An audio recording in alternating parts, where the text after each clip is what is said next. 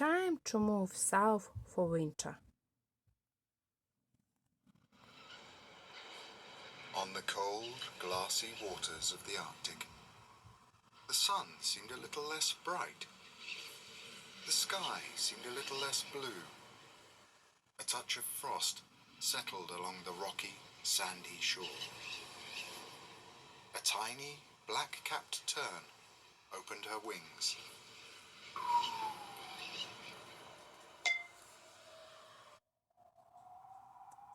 Up, up, up she flew, in search of summer in the sky.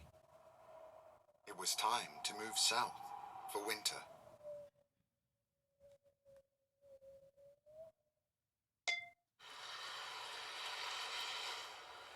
The little tern spotted whales below, rising like islands in the ice-filled sea. She dipped down to watch them breaking through the rolling waves and blowing spray up into the misty air. A cold winter wind began to howl.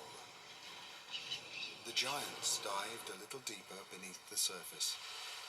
Down, down, down the whales swam, in search of summer in the waves.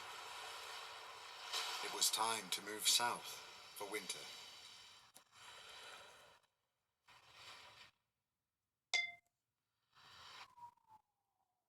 The tiny tern spied caribou, snaking like ants over the hills, between the valleys and through rivers.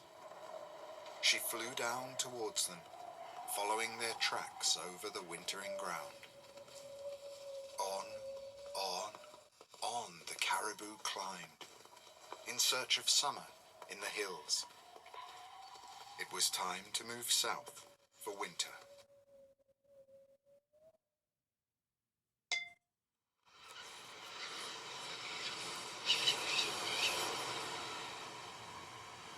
A flock of geese flew past, soaring like planes on the wild winter wind.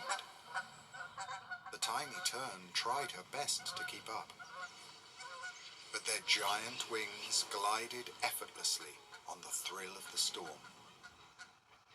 Over, over the geese soared, in search of summer on the lake. It was time to move south for winter.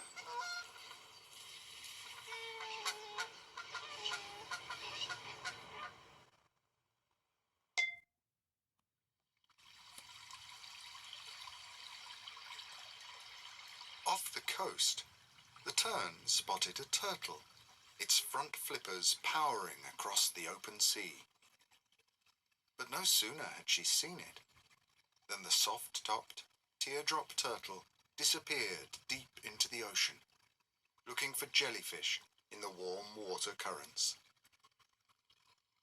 Down, down, down the turtle dived, in search of summer in the ocean. It was time to move south for winter.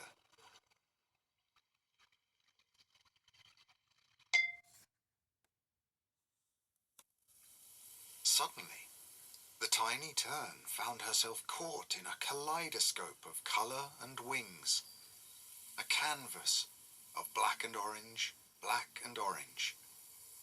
Beating in their millions, butterflies sailed the cool winter breeze, on the promise of shelter in the tall fir trees. Round, round, round the butterflies fluttered, in search of summer in the trees. It was time to move south for winter.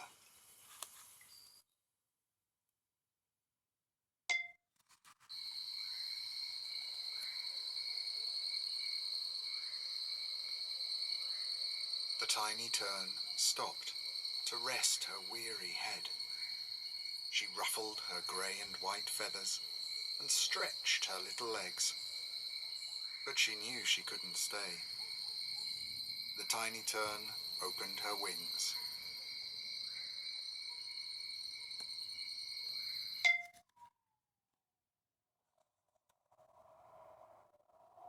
Up, up, up she swooped. Further, further, further still, until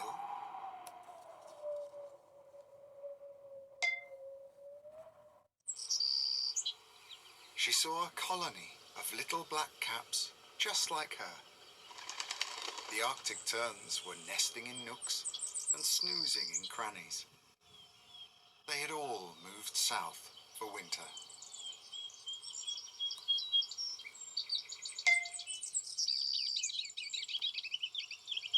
The tiny black-capped tern folded her wings.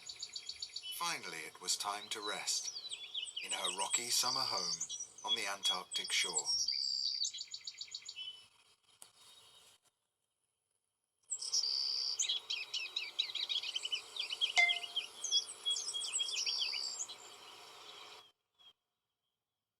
But when long summer days make way for cold winter nights, then it will be time for the not-so-tiny tern to head back to the brighter northern skies and have a tiny turn of her own.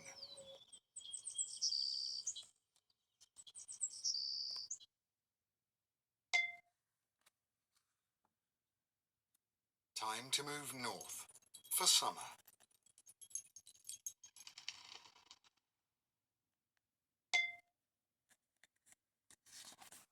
Migration is when an animal moves from one place to another in search of a new home to live in for part of the year. Animals migrate for many different reasons, such as to find food and have babies.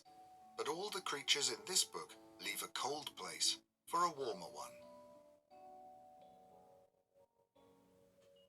Arctic terns make the longest migration of any animal in the world. They live in the Arctic, but each year they fly to the Antarctic for the warmer weather and long summer days. The journey south can take up to 3 months. When they return to the north, the terns have chicks. Young Arctic terns have dark bills, beaks, and reddish-black legs, but as they get older, their legs and bills turn bright red. In their lifetime, a single tern flies the equivalent distance of 3 trips to the moon and back.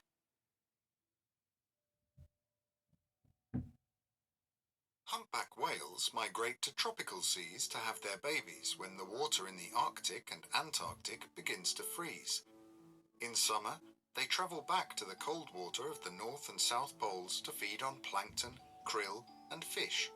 Until then, they get energy from fat stores known as blubber.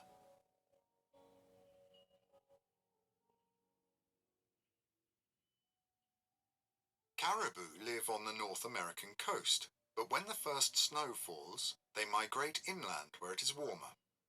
The herds feed on lichen, which is a plant that grows on rocks. When summer arrives, the caribou return to the north, travelling up to 950 kilometres. That's almost the length of Great Britain. Caribou make the longest migration of any land animal.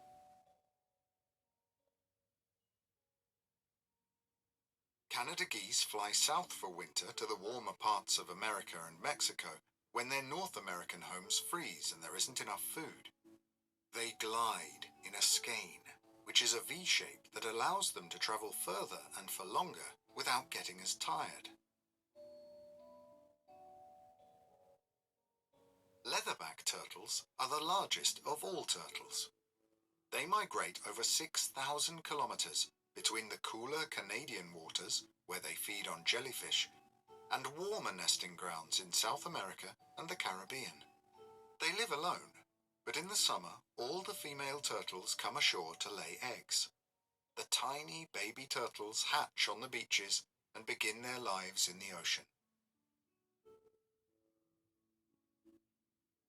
Monarch butterflies travel 4,500 kilometres every autumn from North America down to the mountain forests of Mexico. When they arrive, they huddle together on the branches of fir trees. In the spring, they return north again. A monarch butterfly doesn't live as long as some other animals, so each butterfly only ever makes one part of this journey.